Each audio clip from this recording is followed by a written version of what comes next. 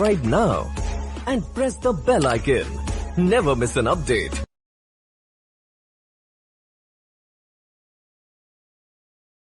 All right, so we'll start with now Unit 3. Obviously, the way, it gives the headline here. It's all about expenses. Last unit, we covered all different kind of incomes.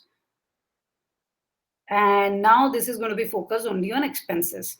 So what we see is like when you're doing 1040, there is something called above the line deductions and there's something below the line.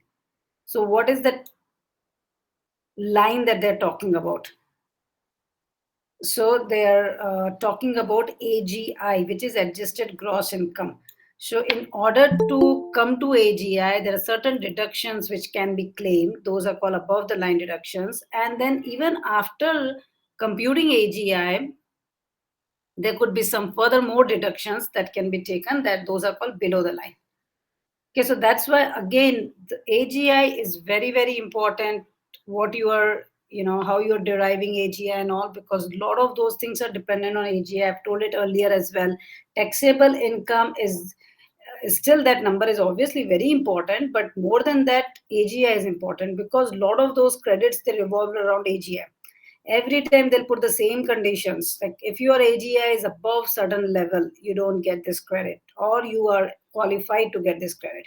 They're not talking about taxable income if your taxable income is below or under that level. Every time we talk about some benefit or extra tax to be charged, we are always referring to AGI.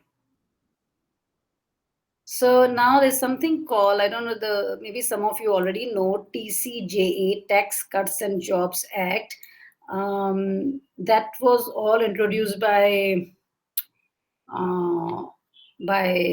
Trump government. Okay, because Trump, they being Republicans and all, there are two big parties, right? Democrats and Republicans in US. And Republicans, whenever they come in the power, it's always about slashing the tax rates, because it's more their ideology is like you charge less and less tax so that businesses or rich people who are paying less, they will put money back into the economy, and the money is coming back in the economy. So obviously they're going to be more expenses. If they're more expenses, there has to be more production, more employment and all. So that's their understanding, that this is how the economy can grow. Democrats, when Obama was there, that was a different thing. They would want to focus on increasing more and more expenses, because they're like, no, if the rich people should pay more so that the money can be distributed among all different classes of society, and then their basic necessities and everything can be taken care of. So obviously Tax Cuts and Jobs Act was introduced by Republicans, and they have slashed the rates. 21% corporate income tax was a huge move that time. It was like it just brought a lot of cheers in the US businesses. We don't know if that was good or bad, from the entire nation point of view, but obviously all the businesses were thrilled. Right, so when they're saving more money in taxes, they're gonna expand, they're gonna use that money. So again, it's going back to the economy, and that's what they feel it should grow. By introducing that TCJA, which is again it was a landmark, bill that was passed, and there were certain expenses which became disallowed. There were certain more credits which were given. So one of those expenses that they're talking about here is unreimbursed business expense of employees. Any employees, if they're incurring any expense which are related to their employment or to their business, and for some reason, if they're unreimbursed by the employer, they cannot take that as a deduction. Earlier, there used to be a section which was for unreimbursed business expenses. It used to be part of Schedule A, and a lot of times we would say that, okay, put that as an unreimbursed business expense, because probably employees incurring this expense for the purpose of business, and it is not reimbursed and all those things. But now they have completely taken out that thing. They based on the theory that if the employee is incurring something, it has to be reimbursed. So we are not going to give any more deductions for that. And all these changes, they're gonna continue until 2025. We have to see what happens in 2025. Maybe it gets repealed, or maybe they continue with the same law. We don't know. We are yet to see that. But when this law was passed, they said that these new changes are for the period 18 till 25, for 7 years. So that is completely gone. Now, what they're saying is any reimbursements, if they equal the expenses, obviously there is no income to the employee. There is no deduction that they can claim, because whatever has been incurred has been paid back.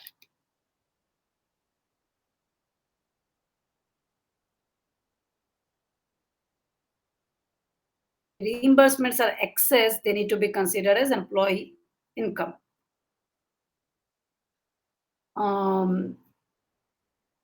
Okay, and if they're not returned, or if the employee does not substantiate them, they, like, obviously they are included as employees' gross income and all those things.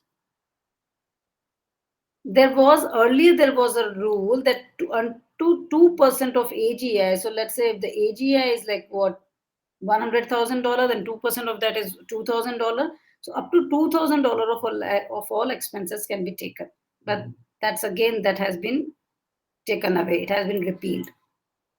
There are certain exceptions to that, that if there are artists or any government official, some category of people, they can still go ahead and take unreimbursed employee expenses as a deduction. Usually we don't see it for general category. Earlier it was open for everybody. If the person is a sole proprietor, if they're running the business and they have expense, where are they going to report? Schedule C. Schedule C, very good. So Schedule C, whenever we see a Schedule C, clearly it tells there's some kind of business income, professional income, consulting income, contracting income that the person is earning. And when there is an income in that nature, there are also expenses that can be taken as a deduction if they are related to that income. Okay, therefore, transportation, what IRS has done, they have given two methods, that if you don't want to keep all the records, just take whatever is the mileage rate, which is given by IRS for that particular year. Like, for example, 2019, it was 58 cents per mile. So if you're driving like 100 miles, take 58 cents per mile. Or if you're driving 1,000 miles or whatever, like, which is being reimbursed, then you take that much. Or even if you're doing it for your own business, you don't want to keep a lot of records for that, like how many times I went to gas station, how much worth of gas was bought, or how much did I spend in repairs and maintenance of the car, changing of oil, or maybe getting new tires, or getting insurance, all those things. If you don't want to keep record of all that, IRS is saying just go ahead, take your miles. How many miles did you drive in a year? How many miles how many miles drove for the purpose of business, and take whatever rate is given. Maybe it's now 62 or 63, or someone can go and Google it up and tell me what is the rate for 2023 or 2022, because we'll be working on 2022 returns. So if we see that mileage expense, we should be knowing what rate to take. And what we can do is we can do a comparison between the actual cost of keeping that vehicle, and that actual cost will include everything: repairs, maintenance, oil change, gas expenses, insurance expense, parking, any of that, all of that particular will be included. Versus just take a straight away rate and then tell what is it. So whatever is higher, whatever is more beneficial for the taxpayer, we can go ahead and take that. So we should always know, like when we are doing Schedule C, we should ask the client that, were you using your car for business, for running this business? Like, did you drive around? Maybe in 2020, 2021, all these mileage expenses were very extremely low, which was expected because it was a lockdown period. Everybody was was spending time at home or working from home. All the travels were cut down. There were no in-person meetings happening. People were not driving around. So if those years, if you are claiming a very high, transportation expense, obviously IRS would want to be more interested in looking into what's happening on your return. When you should be sitting at home, you're driving around, unless you're a doctor or something, then it's different thing, or a police officer, because they need to be there on the road. Okay, so business expenses again. This section is all about business expense. What they're saying now, this is about 1099. I think Rohit, Divyansh, you guys worked on 1099, right? You should be knowing when does 1099 get issued. Anyone can tell me? Ma'am, when we are paying more than $600 for the legal expenses, Mm-hmm. something else, right? Very good. Consultancy. So we are issuing 1099. Correct. So it could be for legal, it could be for consulting, it could be for rent. Okay. It could be, we're seeing rent, it could be some other services. Any expense, if we are paying 600 or more than 600, we have to issue a 1099. And then they're saying what kind of expenses we are paying. Accordingly, we have to report that income on those boxes. Okay. And generally, payment to a corporation are not reported because corporation, there is an implied sense of responsibility on corporation that they are supposed to do their bookkeeping, their accounting, and whatever income they are generating, they have to report it to IRS properly. Because they are corporates, they're supposed to have proper accounting system. But that may not be possible for, say, for a plumber, or for a small attorney, or for some website designer person who just comes and designs some things and goes away. Right? Those are all very, very small services that they're performing. So they don't have this. They are not going to go to a CPA and say that, okay, take my accounts, do a proper accounting bookkeeping for me, because that could be way too expensive for them to afford. So what IRS is saying, in those cases, they made that as a responsibility of the payer. If you are paying someone, make sure you are reporting it to IRS. And also giving the recipient a 1099. So the recipient also knows that they're supposed to report this as income. So they are reducing the recipient's overheads by doing that. Okay, so that becomes very important. We have to do it. I think we have. I'm just going to repeat it again. Maybe we have already talked about it, but it looks like a simple thing. Anything got paid above $600, go ahead and issue 1099. Or if anything gets paid to a US person. But what if the payments are not going to US person? Shweta, what are we supposed to do? How do we issue a 1099? We don't even have an assistant for them.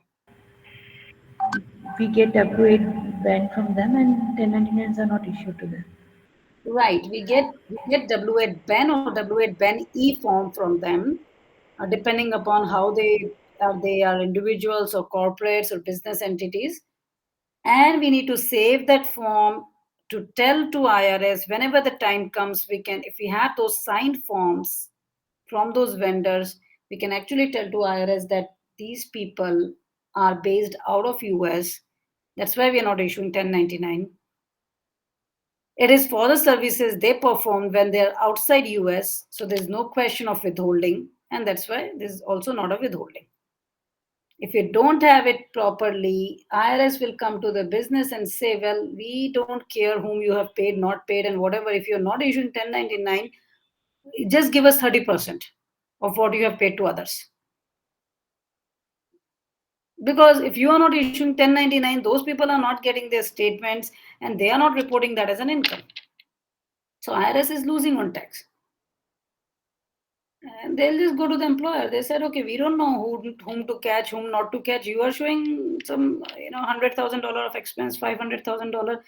Now, if you don't have proper record, you just go ahead and pay 30% to us. We are good there, and we'll go away. And that could be a huge cost. It's very, very important. We tell the client that please make sure you have W8, W8 pen, E, W8 pen, or in your records, and just keep it with that.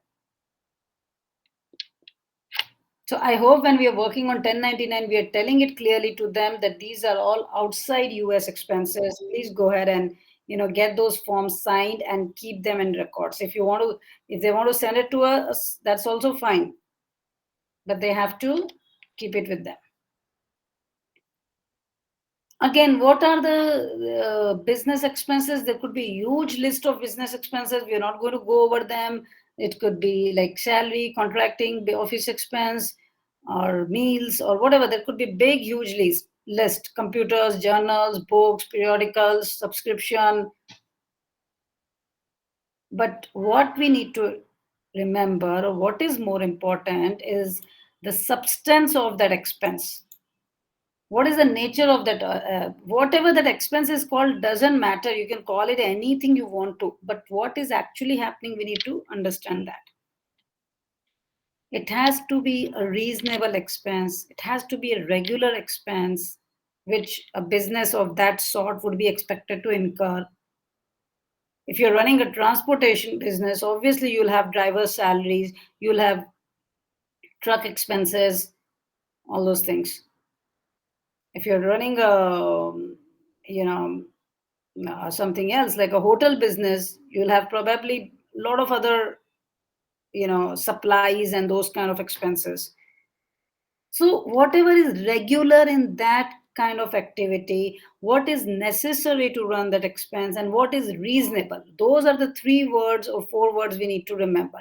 And what is ordinary in nature? Expenses which are normally occurred. So IRS is not going to give any list that you can only deduct dues and you cannot deduct so and so, you can deduct this, you cannot deduct this and all. I mean, certain things they will clearly say, but the onus lies on us. It's our own judgment that we need to take.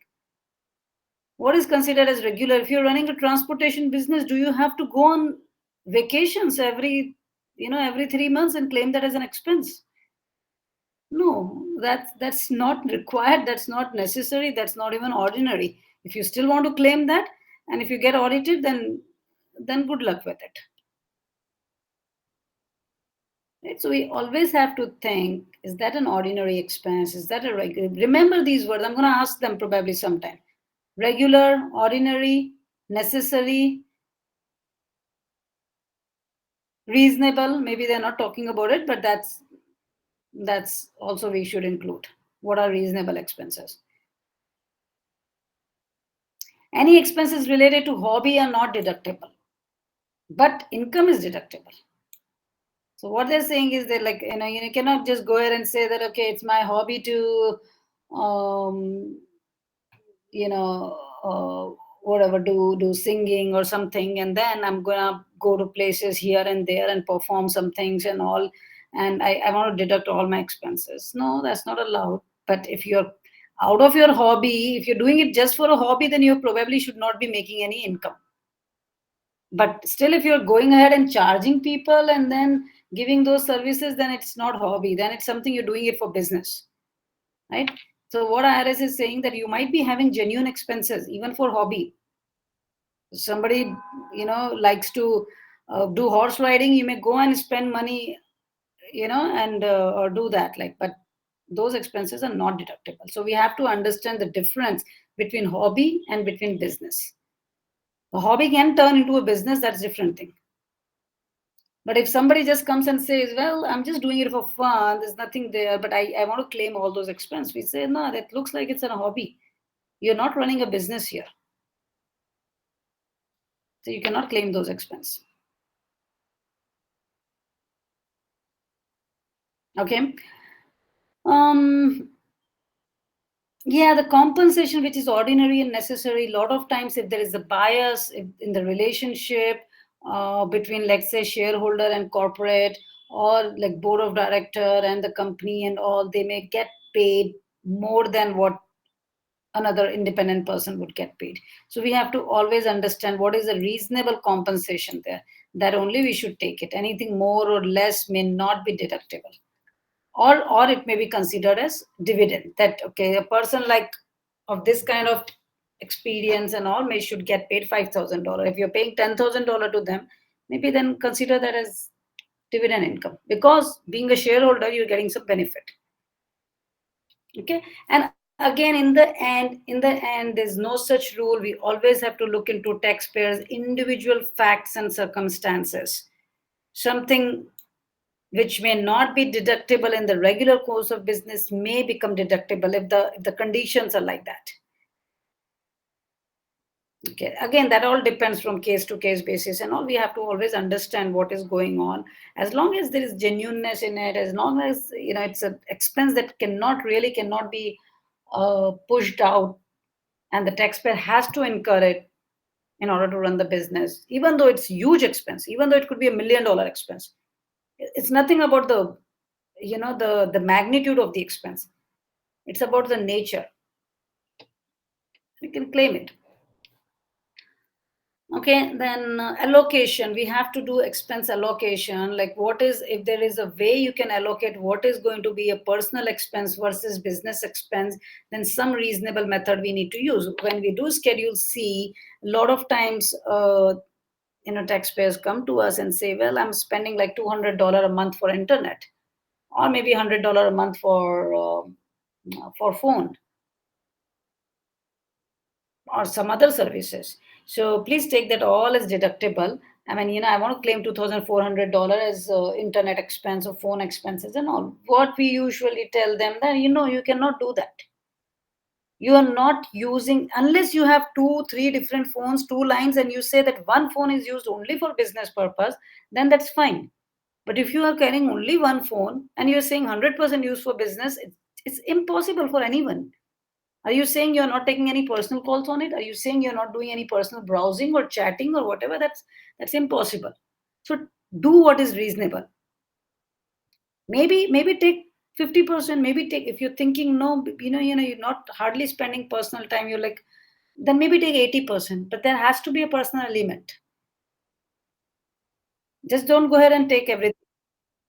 Unless it's an office line, which is a landline and all, then that's different. Or it's an office phone that you're carrying only when you're in the field.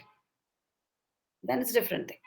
So a reasonable method has to be there. So whenever if IRS starts auditing, at least we can give some kind of base to them that, okay, we are not going ahead and just, being aggressive and taking all the expenses. We are being reasonable here. We are being prudent.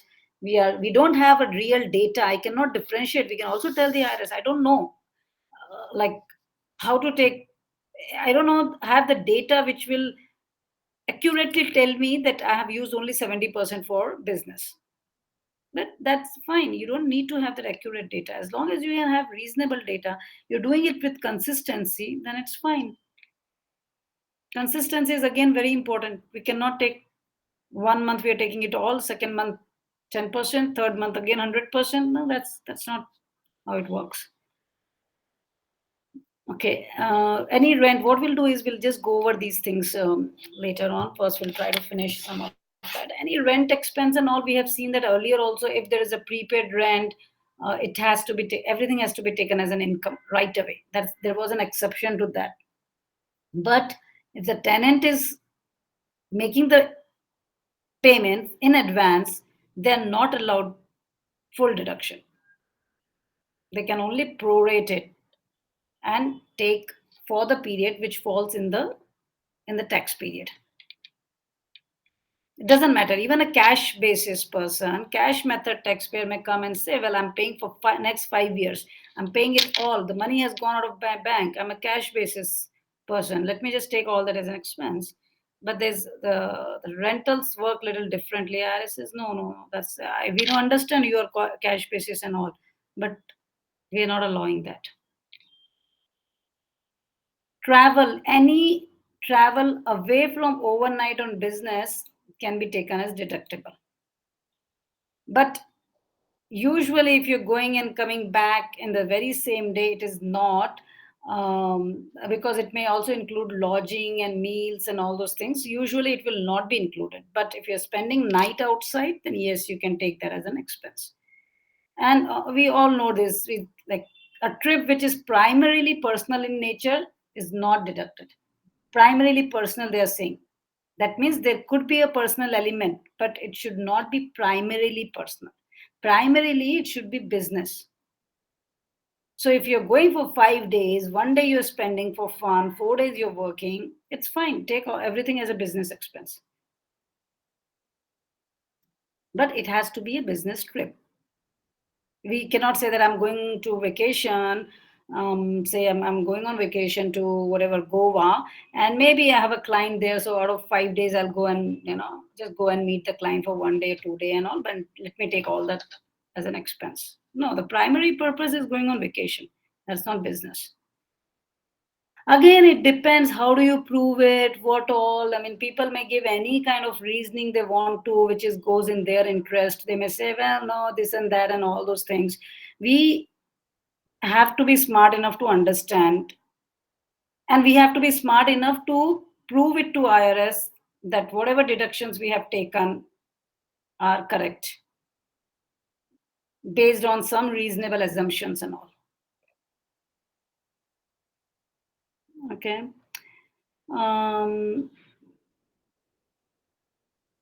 Yeah, so they're actually this here we are talking about the same thing. We can either take actual expenses, remember, and we can either we can go with miles expenses. We have to see what is more beneficial. Actual expenses, we can take services, repairs, gasoline, insurance, license, whatever. Or we can alternatively we can just go with C, and if the taxpayer says that I drove so many miles. But again, if there is an audit, IRS will ask them to prove us that you drove 5,000 miles, if that's what you're claiming. How do you do that?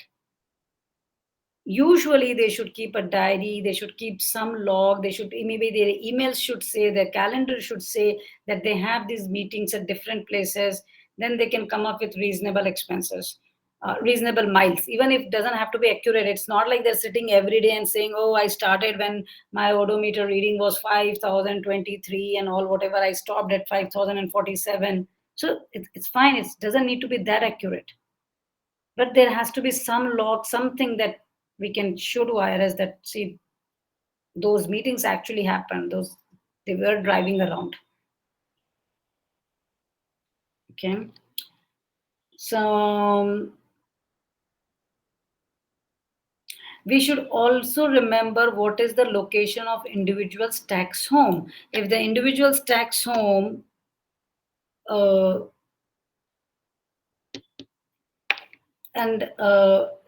determine a taxpayer's principal place of business, we should also see what is individual tax home. So let's say principal base of business, like for a Hyderabad office, it's going to be Hyderabad, Gachibowli. That's our principal, because we are not going to client site. This is where we go to. So that is our principal place. Now, what is your tax home? For people living in Hyderabad, that their tax home is also Hyderabad. Right? So we have to understand these two and see if their expense is deductible or not. As a matter of general rule, commuting expenses are not deductible. If you're spending certain money on commuting every home to office, from office going back to home, those are not deductible. But from office, if you're going to client's place, coming back to office, those can be deductible. Okay, so we need to understand where is the tax home, or if the person is going out of Hyderabad, spending some time somewhere else, then again we have to see that, okay, if you're going to, say the latest trip was Pune, if I go to Pune, for even if I spend 10 days, 15 days there, that doesn't become my tax home. My tax home is still Hyderabad. Okay, so we have to understand what is deductible, what is not, based on where we are doing. Foreign expenses, we have to see. Foreign travel is usually very expensive. It's not as cheap as domestic travel. So IRS is a bit strict with that, because foreign travel is a place where you can deduct thousands of dollars of expenses. The ticket itself will cost like $3,000, $4,000 per person, or $2,000, whatever. So that is not the area where IRS is bit lenient, and they're saying, okay, go ahead, as long as it's primarily business in nature, go ahead and take all of that as an expense. Here they are clearly saying that you need to allocate your time between personal and business.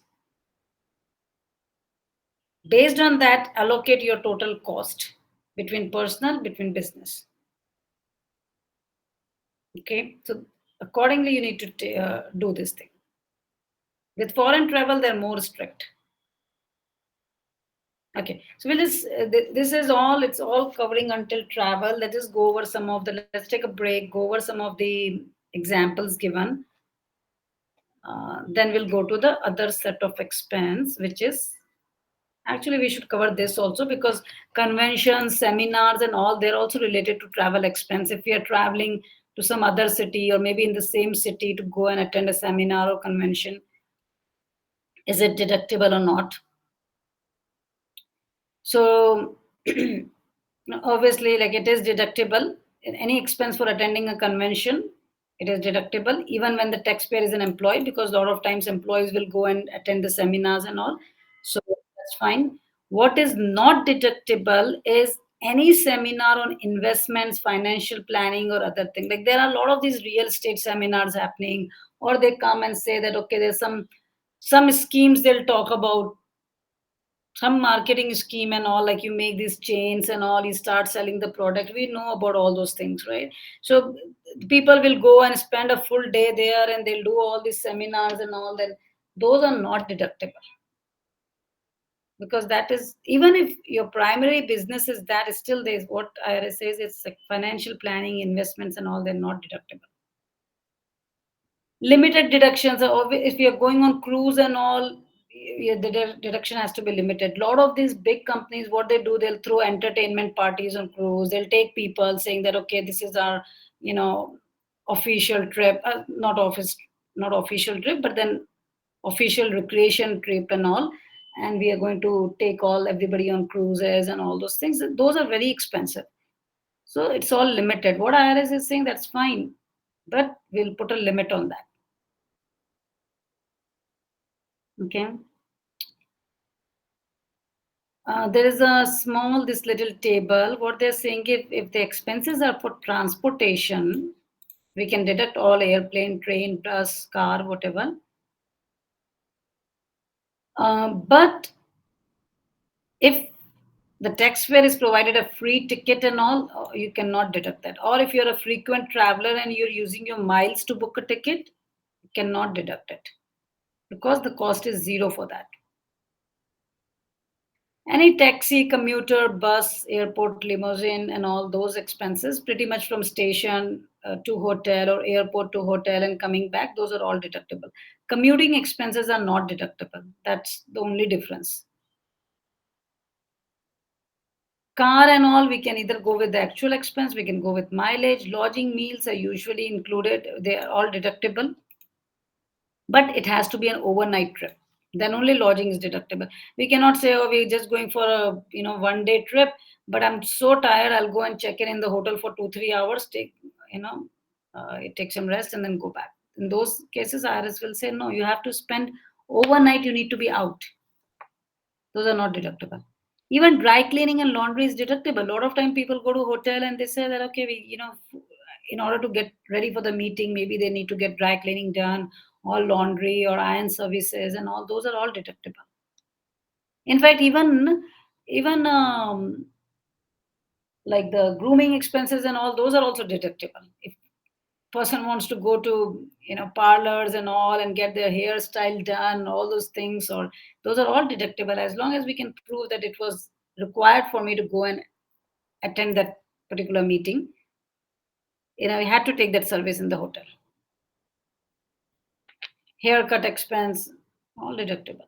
Any tips paid, any business call made, and all those are deductible. Any other, like rental fees, a lot of times we pay for internet outside, or anything else that you're hiring a person there, or the hotel provides these services, those are all deductible.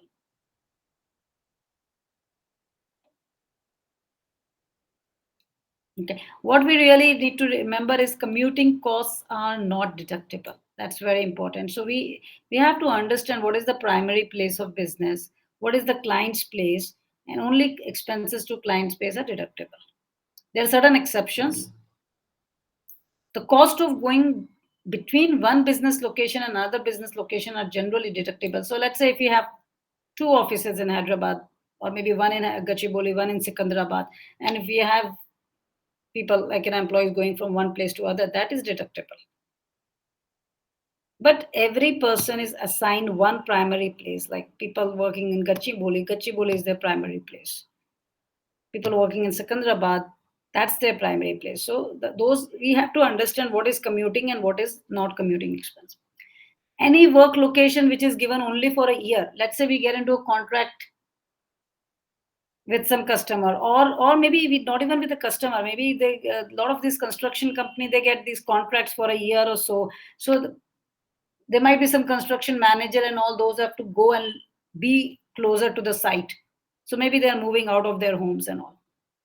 Those are all deductible. We cannot tell that as commuting expense because it is less than for a year. If the contract is more than a year, IRS says that becomes more of a commuting expense. So it has to be temporary in nature. At least the initial contract should be less than 1 year. It's quite possible that there are delays and maybe it is getting extended to 1 year, 6 months, maybe even 2 years and all, which is okay. So that 1 year is the time period that they have given. That if you're traveling, going outside, staying somewhere because of a contract, because of some work, it's not a permanent kind of work. It's a temporary contract, not lasting for more than 1 year. You take all of those expenses.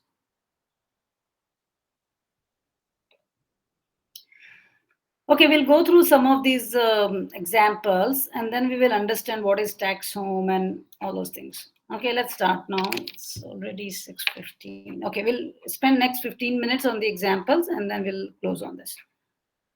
So, Muskan, you want to go first? Let me get started. Here, 3.1. Or Ayush, if you are there, one of you can read.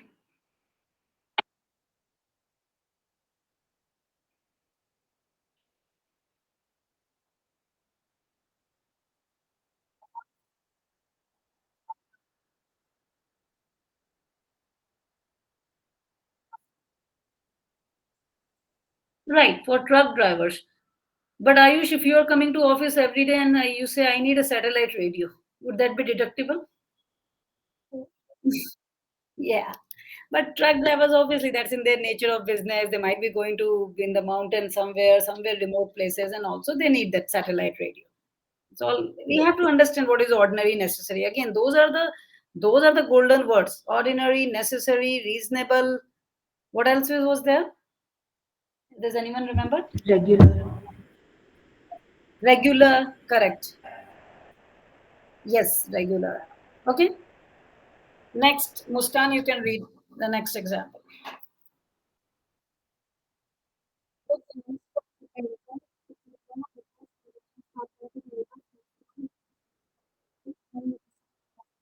Right, right. That's what accountants do.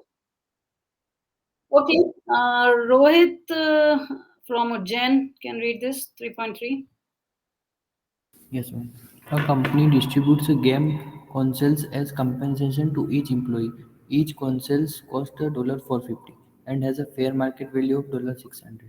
The company take a Yeah, compensation deduction of $600 and report income of $150 for each console given as a compensation. correct. So what we are seeing here that we have to understand what is the fair market value of the property paid to an employee.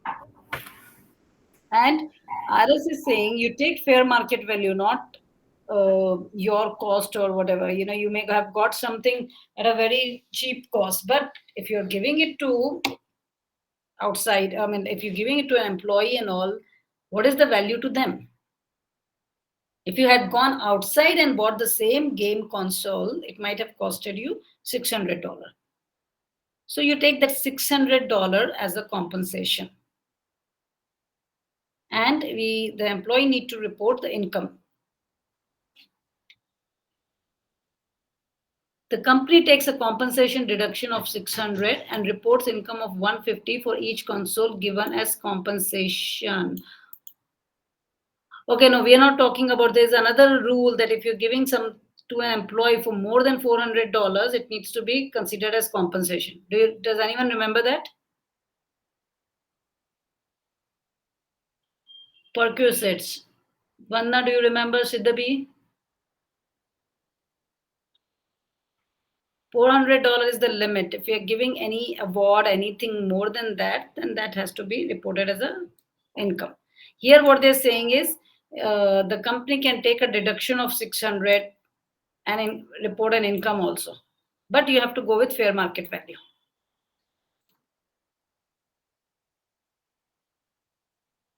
Sakshi, you can read next one. Employee compensation. In year 1, Charlotte, an accrual basis taxpayer, paid her employee $1,50,000 in cash. As of December 31, year 1, her employees accrued $10,000 in bonuses and $20,000 in paid time off. Charlotte paid the bonuses on January 25, year 2, and $12,000 of the accrued paid time off was used in February and paid on March 3, year 2.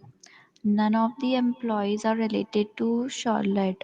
On her year 1 tax return, Charlotte may deduct $172,000 in compensation paid. $150 plus How are 10 we plus going 12. Right, 150 is she is already paid in cash. So that is definitely deductible. Okay. And she has accrued this much in bonus and this much in paid time off.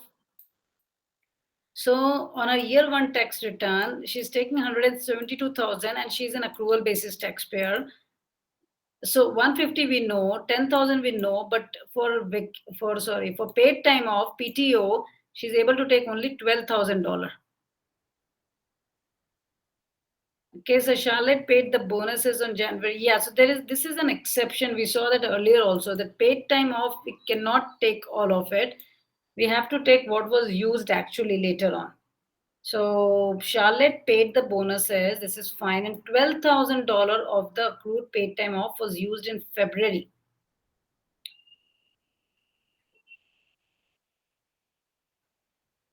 It was used in year 2.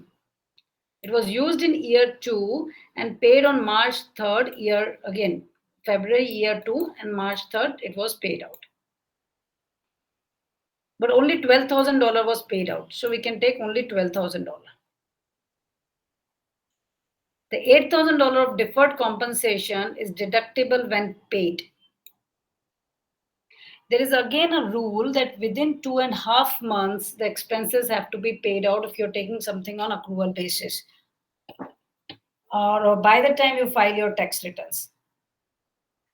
So when were the bonuses paid out? Yeah, so the bonuses were paid on January 25th, year 2. So she's paying that all in 25 days. Okay, so whatever has been paid, they're not talking about that, but there has to be a reasonable time period. We cannot, even if she's on accrual basis, we cannot just put that as an expense and keep taking that for 1, 2, 3 years. Within usually 2.5 months, it has to be paid out. For some exceptional cases, if you're then not paying out in 2.5 months, if it goes to 3 months, 4 months, that's also okay. We can take that. But if IRS audits, we may have a hard time explaining why we are still taking that as expense, even though it has not been paid out and within like that much time period. And usually any expense related to employees have to be paid out. They're more strict about that. Within 2.5 months, it has to be paid out. There might be some other vendor expenses, legal expenses that they're not paying until 6 months, also 8 months, also those can still be taken.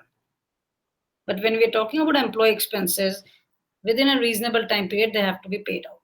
So what they're saying is, even though she's accrual basis, they have accrued $20,000 in paid time off. Still, that is not deductible because the actual cash payment did not happen. Did not happen at all. Only $12,000 was paid out until March 3.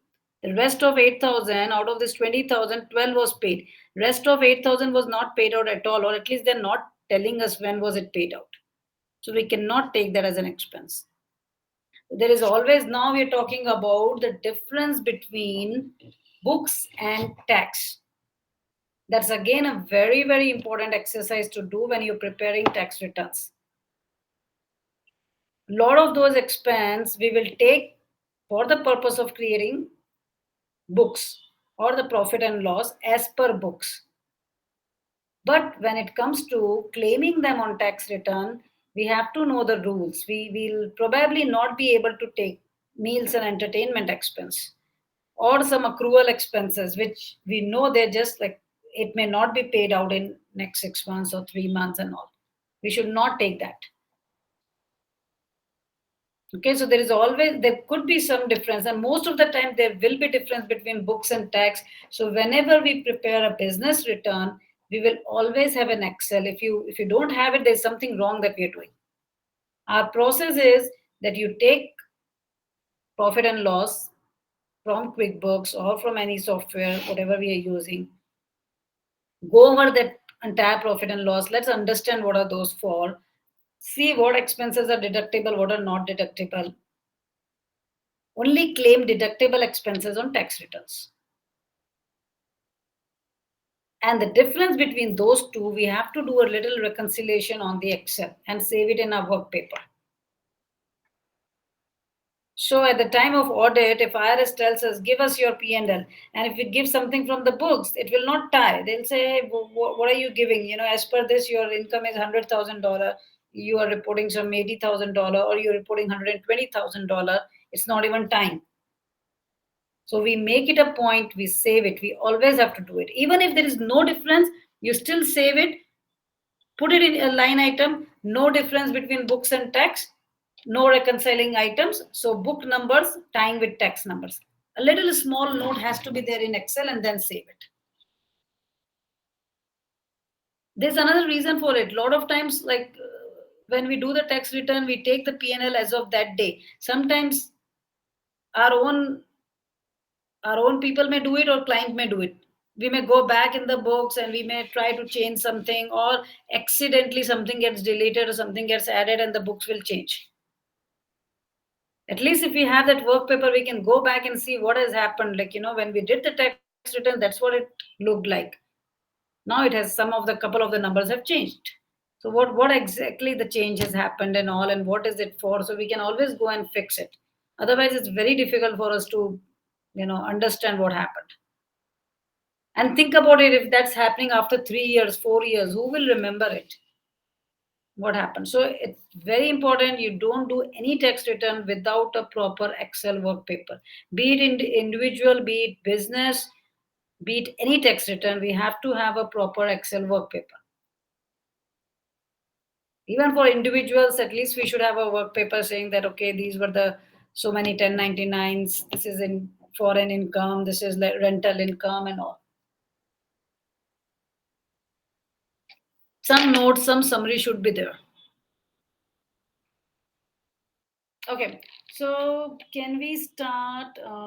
Yeah, Tanya, can you read 3.5?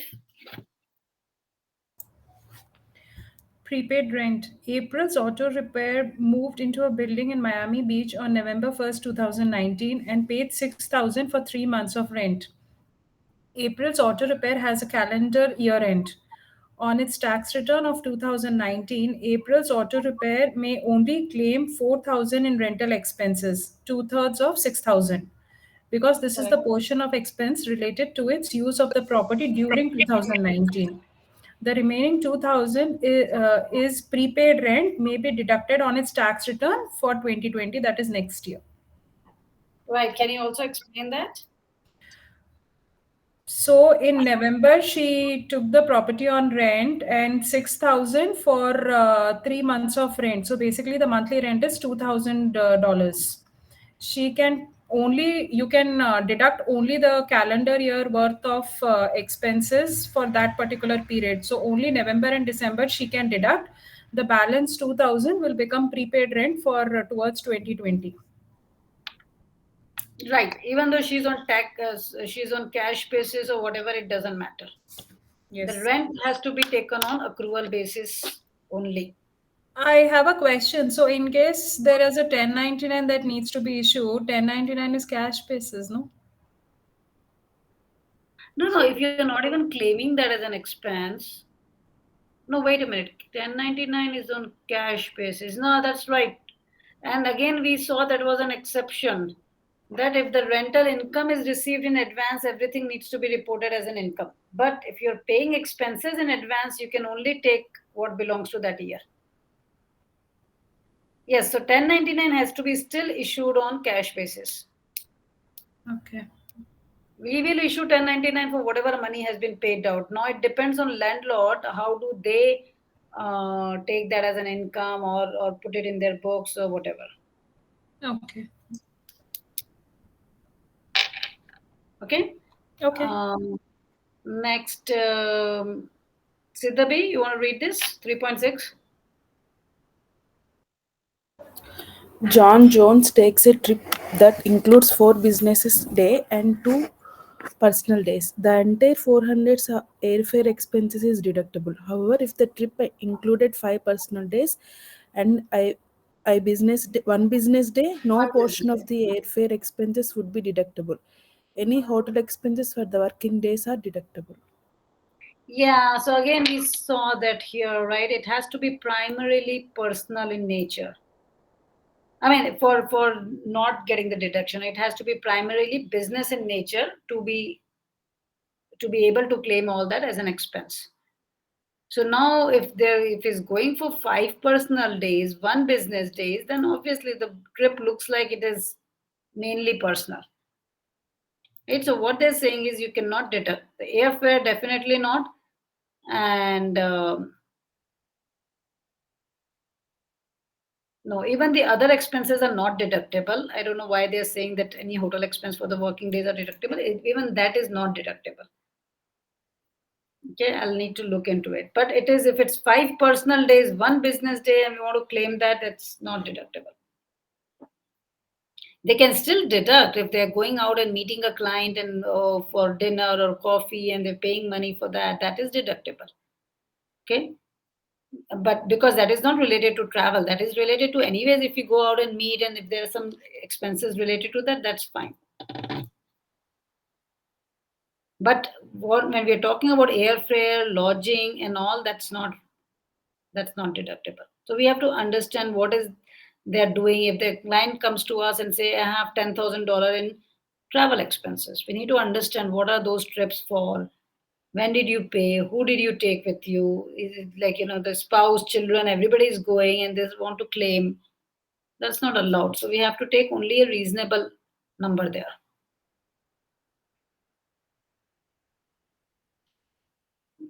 Shweta, 3.7.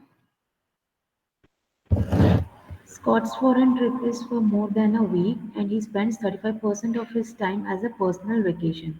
However, he spends the other 65% providing business related services. Only 65% of the expenses related to the time providing business services, including transportation, lodging, local travel, etc., may be deducted.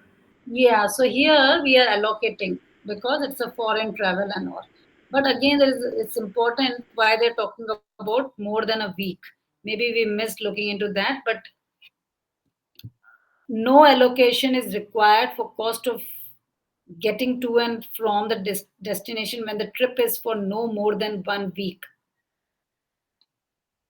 The taxpayer can, like, so again, if it's a small trip not more than 1 week and all, and if the taxpayer can establish that a personal vacation is not the major consideration, it's only like if the meeting is happening in Italy and in the evenings if they go and go to Colosseum or some other place and all, then that's fine. But if the trip is for more than 1 week, then we have to come up with accurately or maybe like a reasonably accurate number on what is related to personal, what is related to business. Because why they're saying is more than 1 week and all, because usually there'll be weekends. And, so if it's only 1 week and like 1 or 2 days weekend you're spending on personal thing as well, that's okay. Another point is that the personal time spent should be less than 25%. So if that is also being considered, so if you're going out for like 7 days, only 2 days, how much does that come to? Is that less than 25% or more than 25%? Maybe a little more than 25%, right? 28% and all. No, so that cannot be taken. So maybe like day in 7 days that can be taken, towards personal. That's fine. And a deduction for travel expense will be denied if the business trip is longer than 1 week. So the personal expenses will be denied. So again, we have to see the entire thing of it. So the person is saying that I went only for 3 days, 4 days, then that's fine. Take everything as a business expense. If they're saying I went for more than a week, then we have to understand how much time they spend on going around, doing sightseeing and all. That should be taken as personal expense. So that 1 week is also important. Or just to be on safer side, even if it's like less than 1 week and all, then we usually what we do is we just tell them that okay, just tell us how much are your personal time, how much is the business time, because there we are not being aggressive, we are actually being very conservative. Even if it's less than 1 week, if we are still allocating, IRS has no problem with that. But what IRS is saying that if the trip is for more than 1 week, you should definitely allocate between personal and business. If it's less than 1 week, IRS also understands that like no one can go and work like 100%, use that time only for 100% work. There might be evenings and other times, or maybe take half a day off, go around and all. So that's reasonable. So they should also be reasonable when they're putting these kind of rules. Okay. And then we have covered transportation, and also we're gonna stop here. It's almost time. And oh yeah, let's just do a couple more examples. Vandana, 3.8. A self-employed taxpayer traveled 10,000 business miles in his car, paid $100 in parking fees and $100 in tolls during the year. Using the standard mileage rate, the taxpayer may deduct $6,000, that is 10,000 miles into $0.58 plus 100 parking plus 100 tolls. Yeah, so there's an exception here. We usually, if they're giving us that miles rate, they're still allowing us to take parking fees and tolls as an expense. So the standard mileage rate is so and so plus parking fees and tolls. So if we take 5,800 plus 100 plus 100, like it comes to $6,000. So using the standard mileage rate, he can deduct up to $6,000. If it doesn't want to go with that, he needs to go ahead and then put all his gas expenses, repairs, maintenance, everything, add that up. If that is coming to more than $6,000, then no need to go for standard mileage rate. Then maybe go for the actual expenses. Maybe there is paying $8,000. Usually IRS is giving this rate considering all the cost, repairs, maintenance, servicing. This is a good kind of rate. People don't spend so much when they're driving around. But what IRS is saying is they're not just covering gasoline or gas expense, they're also covering other maintenance cost. And as per them, they have their own data on how to come up with this rate and all, and it gets increased every year because of the inflation and all. So that is good enough. But some year, if the expenses are very exceptional, very high, some accident happened, something happened, a lot of this out of pocket has gone out, or the accident happened while you were on a business trip and all, maybe the taxpayer ended up paying $10,000 for the repairs and all, then obviously in that case the actual expenses would be more.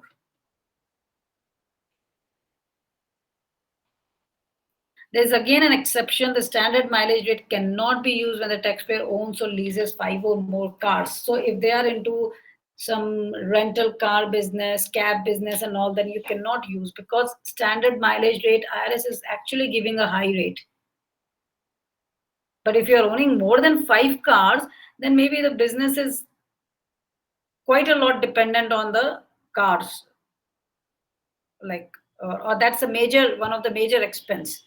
Then I was saying, okay, don't use that. If you're just having one or two cars and all, then that's fine. You go ahead and just use simple mileage method. If you're having more than 5 cars, that means you're running, a big portion of the business expenses related to cars. So we don't want to give any mileage, any standard rate. Go ahead and do your proper accounting.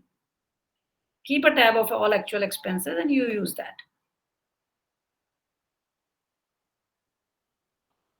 Okay. Hemant. Yes, ma'am. Carlos used the largest truck that has been fully depreciated for his business and for personal use in 2019. He's grown off 20 miles, which is 1800 were in the business used in 19%, but his How much is actual this, expense Hemant? Hemant? 20k miles, which is 18 20K. were Okay, okay. We didn't hear K. Yeah, 20K miles, out of which 18K uh, for business. Okay, got it. for business, and his actual expenses were 15k for gas, oil, and maintenance. And Carlos can deduct 13,500 for the business driven expenses, which is exceeding the standard mileage amount for 10,440, which is 1800 miles into 0.58 miles per Correct. mile. Sorry. So that again, that's a very standard thing. That's again a very reasonable and commonsensical thing that if you're using car for personal use, we cannot take that as an expense. So what IRS is saying is give us a reasonable percentage. How much is being used for business?